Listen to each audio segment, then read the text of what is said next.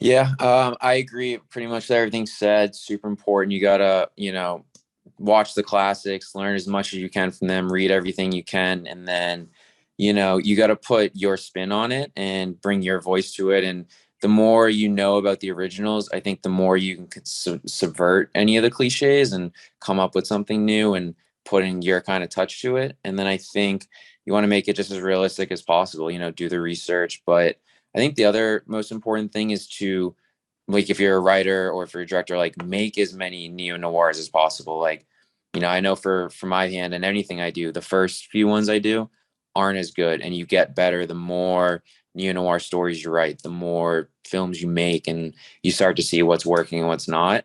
And I think that's the best way to make a good one, is to keep making more of them.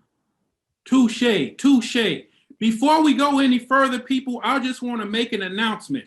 There are some women in this production. Thank you, young ladies, for arriving. Everyone give the young ladies a hand that have just arrived here. Savannah Cox and Lexi we have here. Say hello to Savannah Cox and Lexi, ladies and gentlemen. We're going to get to you young ladies, great neo-noir makers, shortly. We just want to hear from Brandon Whipple about what it takes to make a great neo-noir producer in the realm of a Brandon Whipple. Take it away, Brandon. Right. Yeah. So I think, again, with what everyone is saying, it's like on the nose, So do your research, and all that. But I think for me, I think one of the biggest things is to be passionate about it, because audience can see right through it. Like if you're like half-assing this production, it's very apparent. And with that, with what Richie said, like the more you do, the better you're gonna get. And how I've always approached my career as a filmmaker is, the goal isn't to be perfect. The goal is to learn, so that your next one could get that much closer to being what you want it to be. Touche indeed. Richie Harrington, talk to us about what it takes to become a great neo-noir producer. Take it away. Yeah, in terms of the producing aspect of it, I think you need to be as loyal to the story as possible and do what's best for the story. And I think kind of everything we've covered, but you can to what Brandon said, it's all about the passion. And if you're just in there to try to take advantage of a certain genre and make money off of it, like, people see right through it. But when you're the producer, you bring out the best in the creative, and you go, whatever it takes, whatever you need to get that shot to make it better, and not kind of just settling for whatever it is, but whatever the story calls for, make sure, do everything in your power to make it as good as possible. Touche. I believe we've spoken to all of the people within the 7 group that were here. Let's hear from Lexi and Savannah Cox. But first, I want to hear from Lexi as far as, tell us, Lexi, the name of your project, your capacity on the project. Were you the screenwriter, producer, director, caterer, or what have you, or all of the above? And tell us a little bit about your project, please. Take it away, Lexi. So hi, I'm Lexi Bell Schwartzberg, and I was the writer of our short film entitled The Portrait of the Night. It was loosely based off Clue. We had a whole clue board with it. And so instead of a murder, it was an art heist. And we had all the different Clue characters.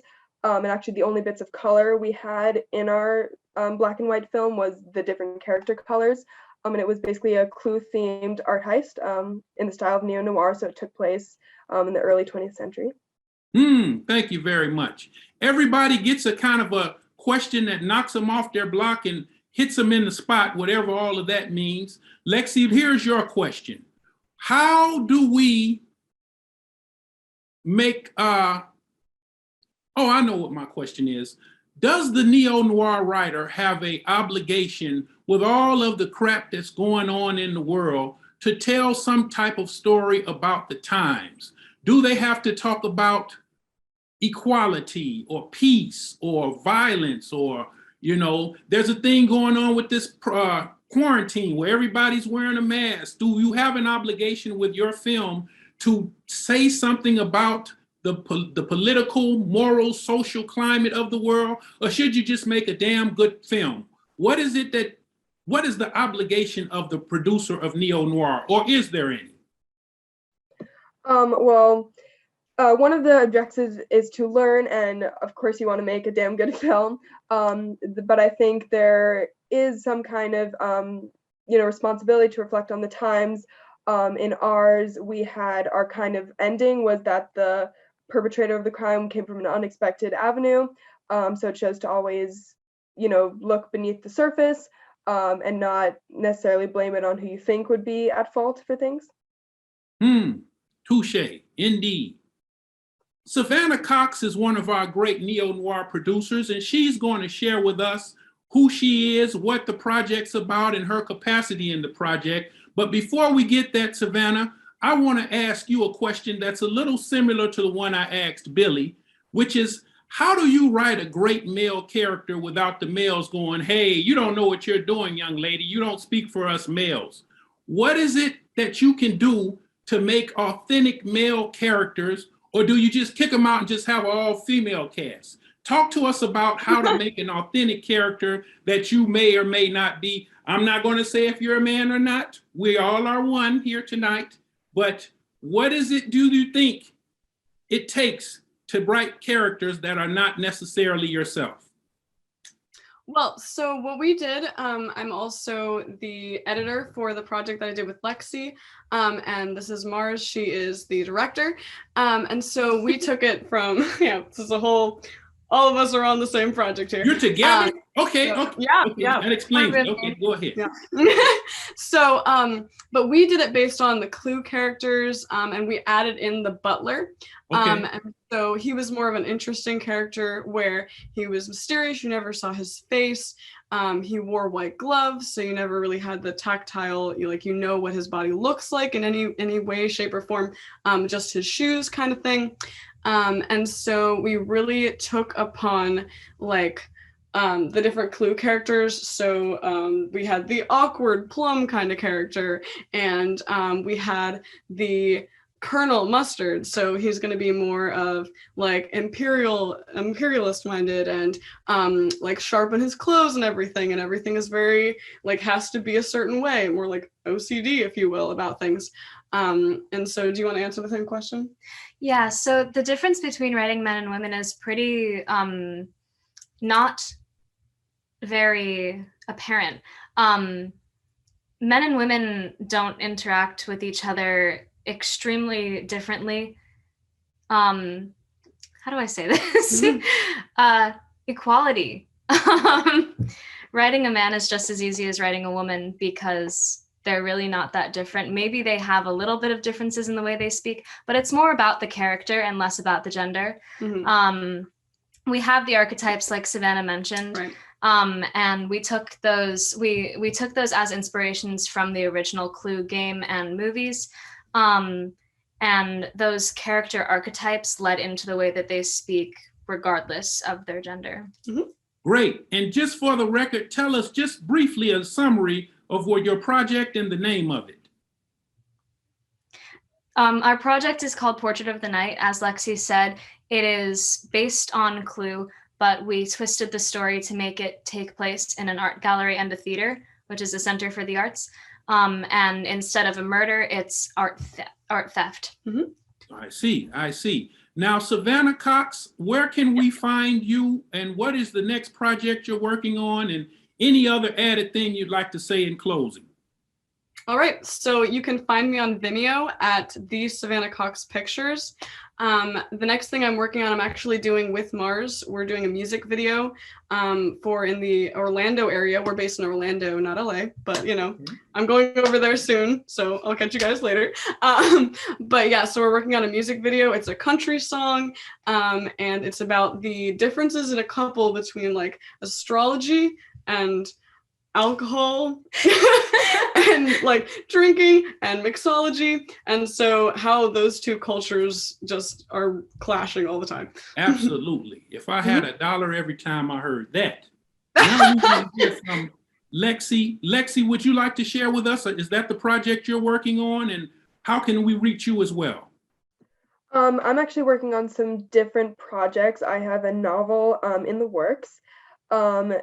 And so you can reach me at lexibellschwartzberg@gmail.com.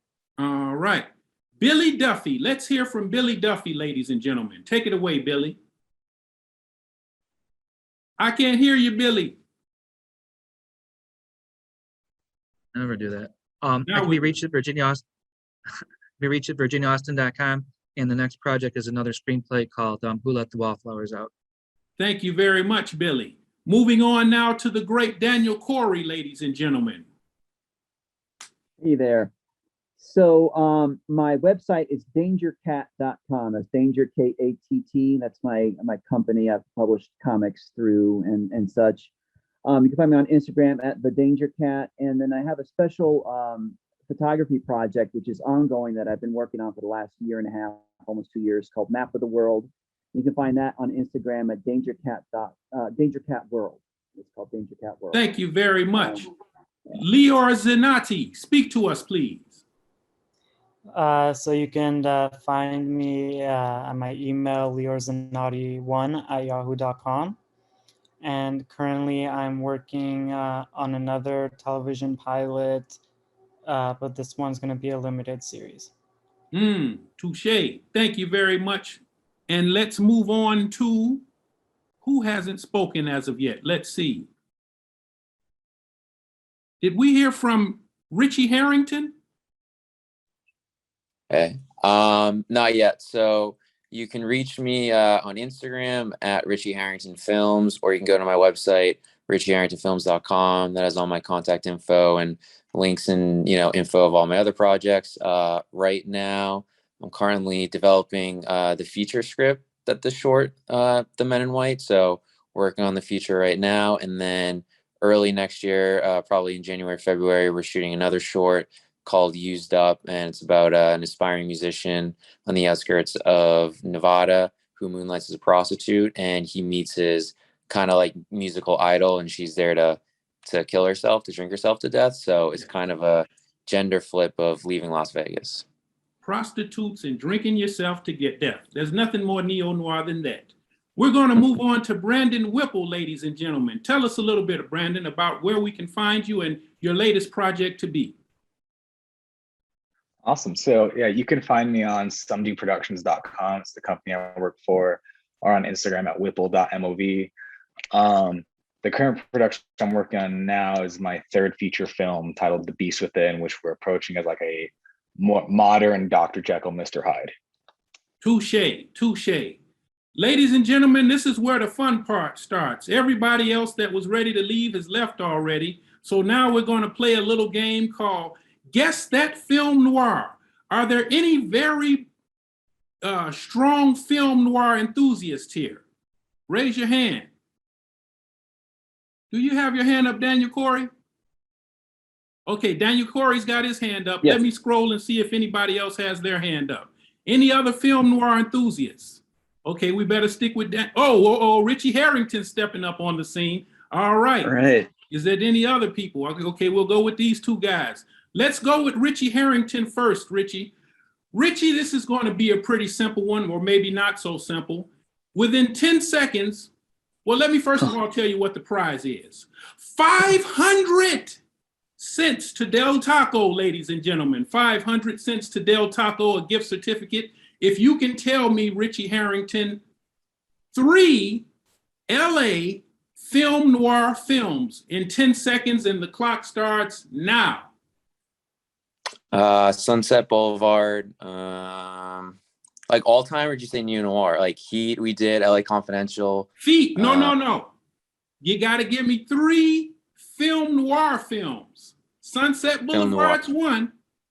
Give me 2 others. Film noir. Maltese Falcon, and what else do we got? Big Sleep. All right, thanks very much, Richie Harrington. Did you want to go for it again, or were those yours, Daniel Corey? Did you have 3?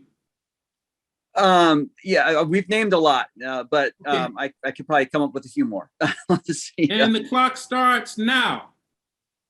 Okay, so we already said Big Sleep, but there's Long Goodbye, the Robert Altman one. There's so we said Chinatown, and I'm going up and being put on the spot here, but Chinatown, Heat, Blade Runner, All right, all the good be it, ones. Daniel Corey. We were looking for actual film noir, but I appreciate the attempt. That was good. You're good at that neo noir. That's pretty much what this festival's about.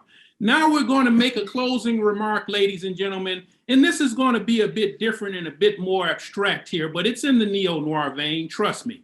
The great Theodore Ensslin once said, "No man has ever returned along the road he came on, only the size of shadows in the dust." And then there's the great Raymond Chandler quote, which says, "Down these mean streets a man must go who is neither tarnished nor afraid." I'd like for you now to either look into your product, your project, and give me a quote from one of your best characters, or just some quote that you've heard that's very profound that you'd like to have put on your epitaph or your birth certificate or whatever you're coming and going with. So Daniel Corey, let's start with you. Do you have any phrases from your characters or that you've heard in the past that would be of that great magnitude? Speak to us about that, Daniel Corey. Put me on the spot first, okay? Yeah. Okay, so of that magnitude, I can't say I've written anything as great in the magnitude of say Raymond Chandler, but at the end of my story, Martha, who's my lead character, is making her escape from all the badness in her life by having to do some badness of her own, and she basically says, she says to her sister, "You can pray for me, but prayers have already been said." And on my right, I'm passing the tree of life. On the left, I'm passing the muddy soil of the Delta, in my hands as I make my way. That's basically what she says. Hot fire. Thank you so much, Brandon, for Daniel. I'm sorry for that magnificent word. It was so profound, I forgot your name there for a brief second. We're going to move on now to Leor Zanotti. Tell us any great quotes or learnables that you've heard, Leor, in the past, either from your project or any neo-noir thing or anything that's great. I think everyone knows the saying, but it's my favorite that it's not supposed to be easy because nothing good is. Wow. Mic drop, ding! It just dropped on the floor, ladies and gentlemen. Thank you so much, Leor. We want to hear from Brandon Whipple now. Do you have any profound words for us, sir? Yeah, this is a simple one from my second feature. It's just, we can be better than what they've dealt us. Indeed we can, Brandon. We're moving on now to Richie Harrington. Richie, tell us a great word of power, please. Yeah, one of my favorite things is we don't make movies to make money. We make money to make more movies. And Walt Disney said so. Wow. I use that a lot.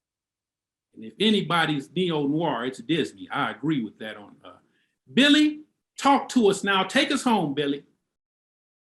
I can't remember whether this is T.S. Eliot or Scott Fitzgerald, but as a writer, you do not have to be the smartest one in the room, only the most observant. Did everyone observe that? Now we want to hear from Savannah Cox, ladies and gentlemen. Drop it. Well, I was going to say drop it like it's hot, metaphorically. Let's hear it, Savannah. It's short, it's sweet. Never overlook the sucker in the background. My That's goodness. the last line from our film. Mm-hmm. All the suckers need to be watched. I agree. We're moving on now to Lexi. Lexi, tell us some words of great neo-noir wisdom if you have any. I have two. Is that allowed? We're going to accept it tonight. Is it okay? Hold on, let me talk to people. Is it all right? We said it's fine. Let's move on. Do Okay. it. So one of my favorite quotes, I actually have it on my wall, is from Dead Poets Society. It's about how I'll just read it straight out. So the human race is filled with passion and medicine, law, business, engineering. These are noble pursuits and necessary to sustain life, but poetry, beauty, romance, love, these are what we stay alive for. So it just shows how important the arts are, to human nature and to, give us something to feel. Indeed, indeed. Thank you very much. And then the second. Oh, okay, go ahead. Oh, no, the second one, so my novel is actually about something like corrective women's history, about how women throughout history have been used as scapegoats and kind of given a bad rep. So my novel is the story of Marie Antoinette, who's one such woman. So one of my favorite quotes from her is, it was nothing but a dream. Like we had a beautiful dream. The exact quote is, "We had a beautiful dream, and that was all." Kind of showing how life doesn't go how you expect, and you kind of have to be ready to roll with the punches. Amen. Because life can be a dream. Okay, we want to talk now to Mr. David Ballard, ladies and gentlemen. David, can you hear us? David, turn your mic up. All right. Hello. Hello, David. And Richie. Oh, that's Richie Harrington. David, tell us a little bit. You got a big plethora of stuff to talk about, and then we're going to do the closing remarks. What I want to get from you, David, your name. Well, I got your name. The name of your project, what it's about briefly, and a quote of greatness that you've heard that's neo-noir related, be it part of your project or just some great neo-noir quote you've heard. Take it away, David. Okay, well, hey, everybody. I'm David Ballard, writer, producer, actor. Produced a couple hundred hours of TV, and I've had about 60 acting credits. And escape artist, I believe, is what I got chosen for this festival, which is sort of like a horror. I like horror comedies, you know, going back to like Ghostbusters and stuff. You know, I just kind of like the combination of, you know, keeping it interesting with scary stuff, but not too porno scary like movies like Saw and all that, you know. So so this was, you know, basically a spoof of, you know, Saw, kind of, where these girls are trapped in a psycho killer's basement or whatever. But it just turns out they're in an escape room and they just have fun getting tortured. So it's, you know, goofy concept. I kind of helped punch it up a little bit, but I mainly directed it and produced it and edited it. Actually, it just played this weekend at the LA Live Film Festival. So I got to see it on the big screen. I don't know if you guys have ever dealt with getting, you know, like a film upgraded to DCP, but man, pain in the ass, you know, because they're very specific about what they want, and it's a little bit expensive, but you know, money well spent because I got to see it in an actual movie theater. So, so you know, I'm working on other stuff, and you know, just you know, you just got to keep going and do shit, you know. Is that your quote of the night, David? You just got to keep going and doing shit. Is that what we're going with? Or? Well, but there's also, you know, since we're, you know, you're writing like a famous quote or whatever, yeah. There's like an old timey sports writer called Red Smith. I'm sure nobody's heard of him, but, you know, he's kind of like back 30s, 40s, you know, real famous, you know, back when newspapers were king, and he was like super famous guy. Kind of like the Al Michaels of his day, I guess you could say. So anyway, his most famous quote is, writing is easy. You just open a vein and bleed. Wow. Came in, shut the house down, and walked the hell out. That's David Ballard for you, ladies and gentlemen. And now, all right, we're going to move on to the closing remarks. If anyone has any closing remarks they'd like to add, let's hear from you, David, and then that'll be it for the night. Okay, well, you know, I'm always open to working with people, and if anybody, you know, like I said, a writer, producer, I have my own production company.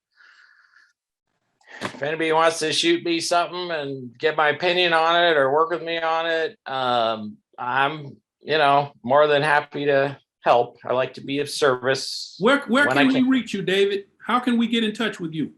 Just send it to my email, which is dballard614@gmail.com. Thank you so much, David. We'll be talking soon. We got our eye on you. Thank you. Have a good day. Daniel Corey, speak to us about any closing remarks you'd like to add. I'm just glad to see everybody here. That is, we're all making stories, making films, writing things. It's wonderful to be in everybody's company here. And I just want to encourage everybody to keep going. It sounds like a lot of us are in a lot of different festivals and doing things, and that makes me happy. I know a few people are from Orlando. I'm from Orlando originally. I was just in Orlando for the film festival. Somebody else said that they were just there too. So yeah, I'm glad to hear that people are making movies, making books, and getting around to different festivals. And I just want to encourage everybody to keep at it, man.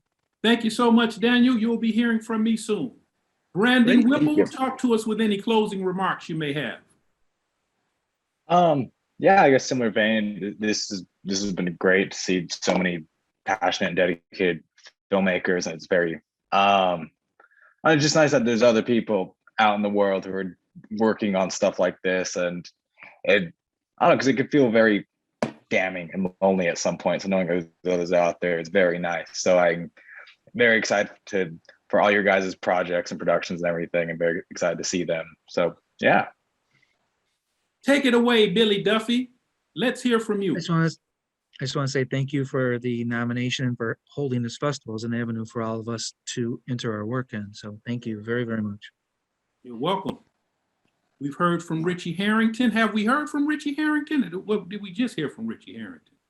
I'll say some. Yeah. Thank you very much for having us. It's been great hearing everyone, and I look forward to, seeing everyone's projects. And yeah, it's been very inspiring knowing everyone else is out there doing it too. So thank you.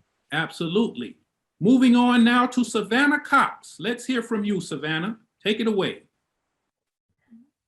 So I think festivals are just a great way to, like everybody's been saying, share passions with other people and your final product. Sometimes, like when you make something that you personally think looks great, you can keep watching it over and over on your laptop and just feel so inspired by yourself, like what you have and your friends have accomplished, and everyone you work with. But when you can show it to other people and they get to see the hard work that you've done, it's really paying off. And I do freelance editing remotely, and I'm going to be studying abroad next semester in England, so I can do things remotely for Americans. Woohoo! All that time, don't have to worry about visas if you're doing it on your computer. So if anyone needs an editor, you can reach me again at Vimeo, the Savannah Cox Pictures, or my email. You can shoot me an email at savycox@gmail.com. Roger that, Savannah Cox. Thank you very much for that profound statement.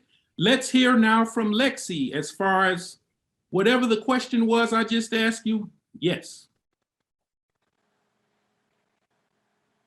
Oh, I had trouble unmuting there. So yeah, I mean, just as a young person, it's really inspiring to see a bunch of other people, kind of doing similar things. I guess just an important statement to me is that you're always like, keep learning. And this whole project has been, a great learning experience. And I look forward to doing more films and just to continue learning and creating better and better films as I go. And I guess as far as reaching me, again, my email is lexibellschwartzberg at gmail.com. I'm a writer, so if, I'd be available for that. And I'm also an actress. So if anyone is in need of an actress, that is an avenue to reach me.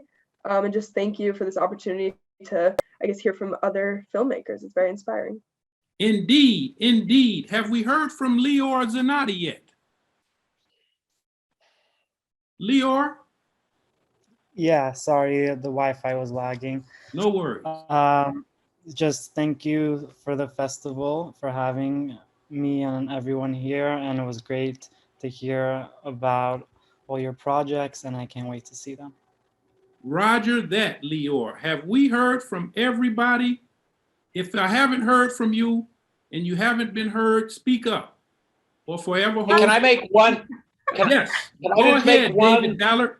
David one Ballard recommendation wants to speak. since Wait, just David since Ballard. this- Wait, David Ballard. Okay. Ladies and gentlemen, David Ballard wants to speak. Okay, go ahead. Thank you. You're too kind. Since this is the Neo Noir Festival, I just wanted to make one recommendation. If you haven't done it, it's a little bit of a dark, fun thing, but it's kind of I think it's appropriate.